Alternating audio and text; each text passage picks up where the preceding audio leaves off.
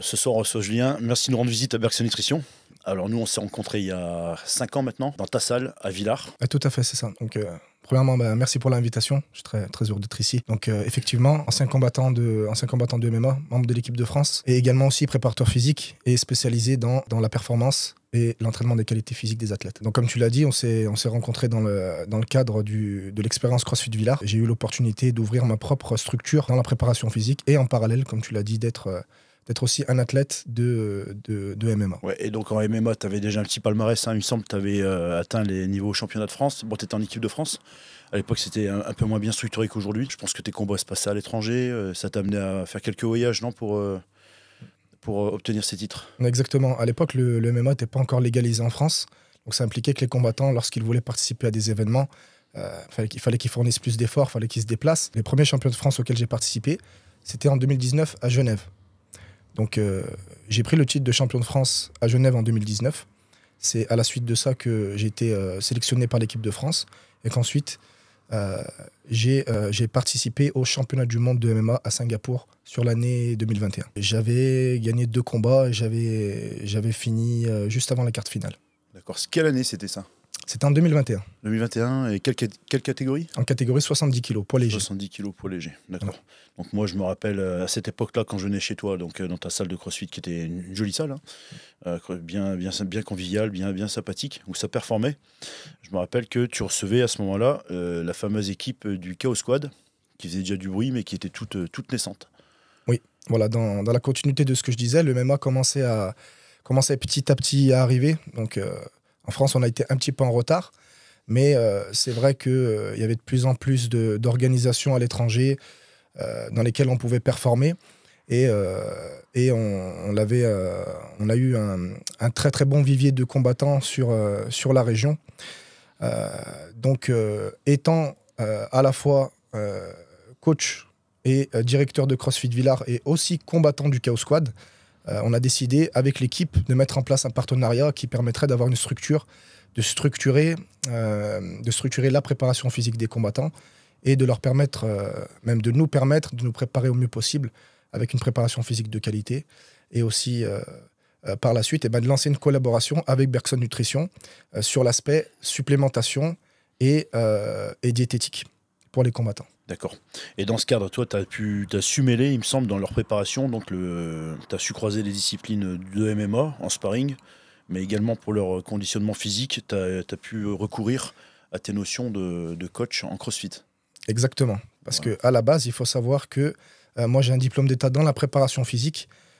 Donc, en parallèle de mon parcours de combattant, j'ai développé des compétences dans la préparation physique et je me suis vraiment spécialisé de mon côté dans l'entraînement des qualités athlétiques des combattants, notamment en ce qui a trait à leur entraînement physique, à leur diététique, au développement de leurs objectifs pour les compétitions. Okay. Donc concrètement, la part de CrossFit et les apports que tu as pu mettre en contribution, tu peux nous expliquer un petit peu ce que ça donnait dans la préparation?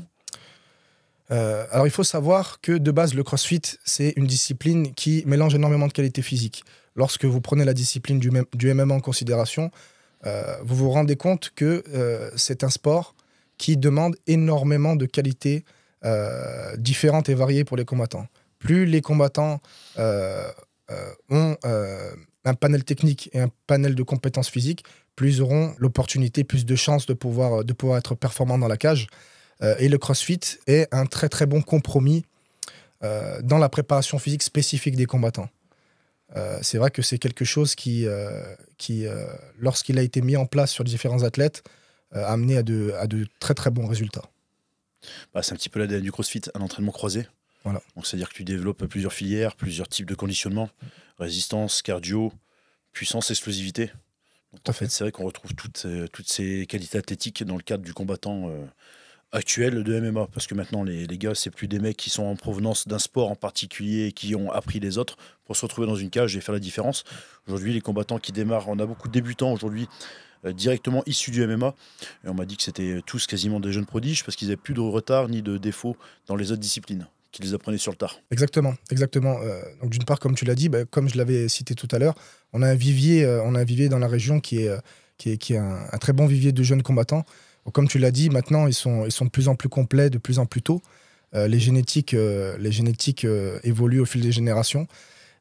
Maintenant, il est vrai que prendre le CrossFit et l'adapter en MMA, c'est pas rien. Ça demande aussi que les préparateurs physiques, les coachs, aient vraiment la maîtrise de cette discipline pour l'adapter au sport. Parce que c'est compliqué aujourd'hui de faire d'un combattant de MMA un super combattant seulement avec le CrossFit.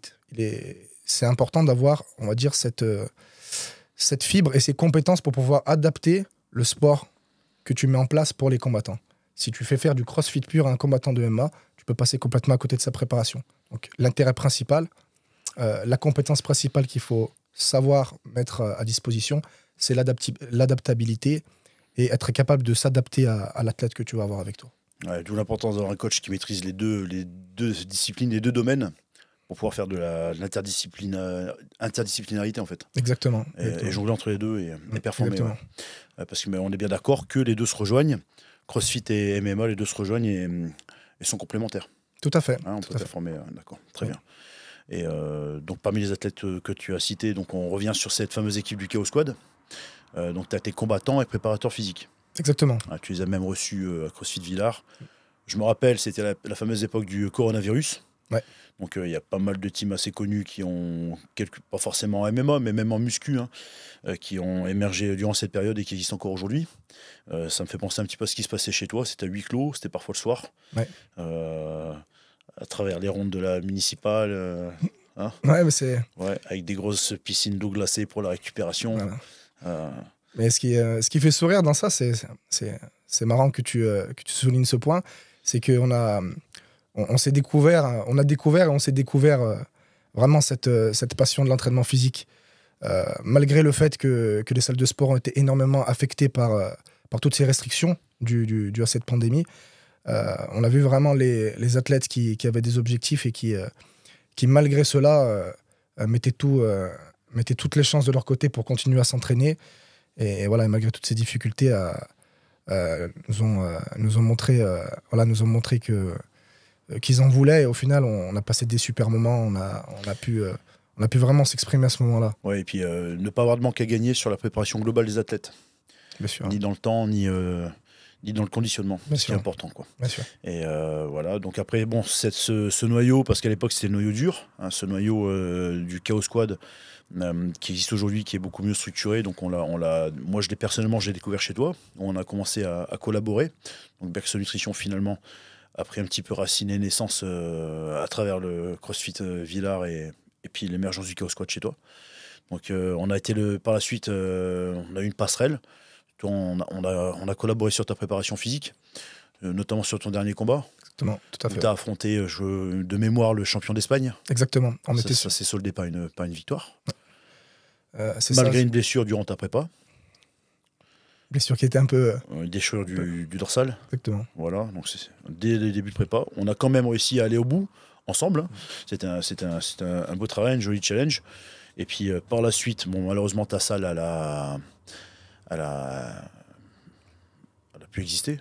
Après le corona, c'est ça, t'as baissé le rideau. Ouais, par choix personnel. Après, c'est vrai que mes orientations ont un petit peu changé. Administrativement, c'était compliqué. On avait, mine de rien, on avait quand même vécu une situation qui était compliquée, comme j'ai dit précédemment. Les salles de sport, elles n'ont pas été épargnées.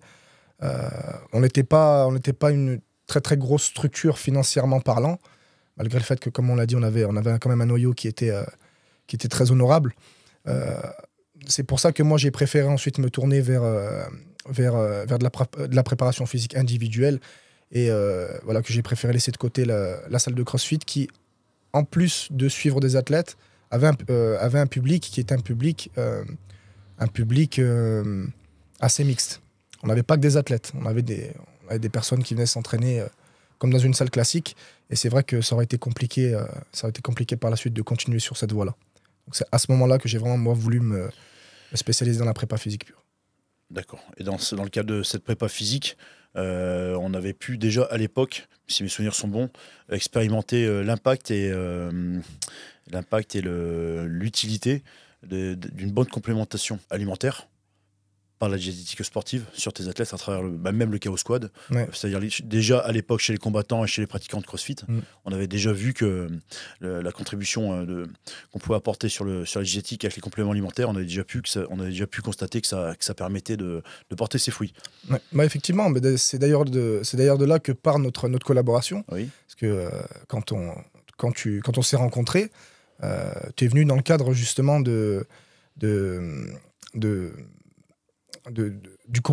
la supplémentation, des compléments alimentaires, et tu nous as présenté tes compétences. Et même dans ma propre préparation physique, tu étais intervenu justement, comme tu l'as dit tout à l'heure, dans mon combat que j'avais préparé contre le champion d'Espagne à l'époque. C'était en 2022, il me semble, 2021-2022. Et voilà, c'est de là qu'était partie notre collaboration. On s'était vraiment rendu compte qu'en réalité, il y avait une masse à développer dans le domaine de la supplémentation chez les athlètes. Donc, de fil en aiguille, tu t'étais occupé de moi, ça s'était très très bien passé. Comme tu l'as dit, c'était soldé par un bon résultat. Et c'est après cela que tu étais intervenu aussi avec le Chaos Squad et qu'aujourd'hui, ça continue de bien marcher. Ok, donc nous aujourd'hui, passe à tout ce parcours, toutes ces expériences dont tu fais partie, on a été un peu le vase récupérateur du Chaos Squad. Tu nous as indirectement transmis le relais et servi de passerelle, après avoir eu un passage dans ta vie où tu t'es un petit peu écarté du milieu sportif, voilà, pour mieux te retrouver. Et donc nous, après, on a eu l'opportunité de reprendre le suivi du Chaos Squad, où on est devenu partenaire, préparateur, fournisseur, conseiller, sponsor, avec certains noms comme Tamerlan, Adam, Anas, c'est les 3 principaux, donc, qui nous également nous font de bons résultats. Et ça nous a aussi permis de prendre conscience qu'on avait de plus en plus de demandes sur le conseil. Le conseil en sport, c'est-à-dire en nutrition, diététique, en technique d'entraînement, dans toutes ces choses-là, vulgariser un petit peu, parce que comme ça fait comme une espèce de nébuleuse, les gens sont un petit peu perdus. Beaucoup de notions, beaucoup d'autodocumentation. Sur Internet, on trouve de tout. Sur les forums, encore pire. Donc on est là pour essayer d'éclaircir un petit peu les choses pour tout le monde. Et ça va donner... ça se structure tout seul et ça prend une forme naturellement qui nous amène vers du conseil. De plus en plus, on va vulgariser les notions dont on dispose, des gars comme toi, comme certains de mes athlètes qui, comme toi, ils sont diplômés, sont... donc palmarès, diplôme, expérience, passion, documentation, se faisant sur des années. Donc là maintenant, on aimerait tout synthétiser ici à Bergson Nutrition. Et donc tu seras parmi les consultants disponibles au sein de l'équipe, au sein du staff, pour vulgariser tous nos savoirs, toutes nos compétences et apporter un conseil à tout ce qui est à tous ces débutants, ces pratiquants, débutants ou confirmés, qui souhaiteraient améliorer leur pratique sportive. Ouais, c'est ça. En réalité, notre travail, c'est d'être en capacité de mettre toutes ces compétences toutes ces connaissances scientifiques à disposition des athlètes. Donc nous comme tu l'as dit, tu as utilisé ce terme de vulgarisation, c'est d'être capable de condenser tout ça et de l'adapter à nos athlètes aujourd'hui, parce qu'on se rend compte à l'heure d'aujourd'hui que le suivi, la préparation physique, le consulting et l'accompagnement, c'est quelque chose de nécessaire et c'est quelque chose d'obligatoire pour les athlètes. Je pense qu'il y a une prise de conscience qui s'est établie aujourd'hui dans le milieu athlétique, de par le fait que le sport se développe, notamment la discipline du MMA, et les gens, les combattants ont ressentent de plus en plus ce besoin d'avoir une structure d'accompagnement, tant sur le plan physique que le plan diététique, que le plan même mental sur l'accompagnement, la préparation mentale.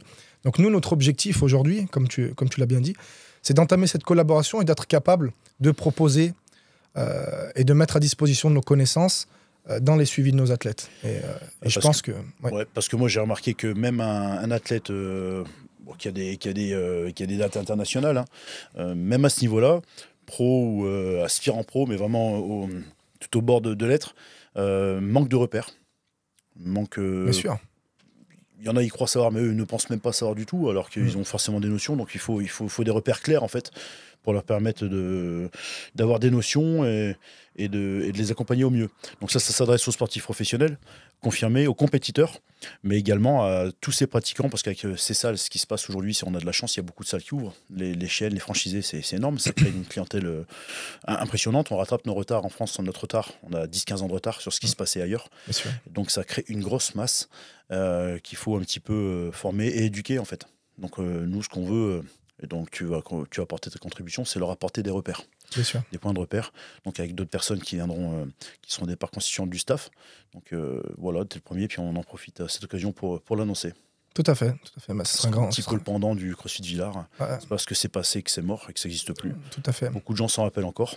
Et toi, personnellement, tu penses reprendre un petit peu les gants?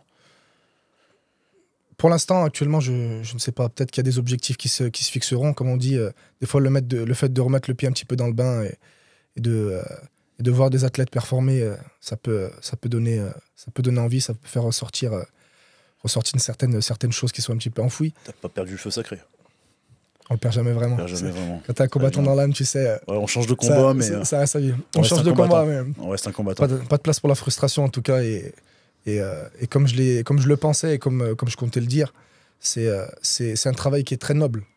Et lorsque tu as des compétences, lorsque tu as acquis certaines connaissances qui sont des connaissances scientifiques, qui sont des connaissances comme celles qu'on a acquises professionnellement parlant au fil de nos cursus, il faut en faire profiter au maximum et il faut essayer d'atteindre les objectifs les plus hauts possibles. Ça, je trouve que c'est très noble et ça fait vraiment partie de moi, ma vision de la vie en réalité.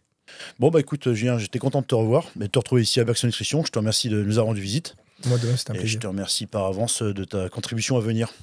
Probablement au sein de quelque chose qui s'appellera un truc dans le genre Bergson Performance, où on mêlera coaching, préparation physique, conseils sportifs. On va voir. Tu ne devais pas leur dire tout de suite ça. Je ne vais pas le dire, on lâche quelques infos. Avec grand plaisir, ce sera un plaisir pour moi. En tout cas, merci pour l'invitation et à très vite pour de nouvelles choses très, très intéressantes. Merci beaucoup.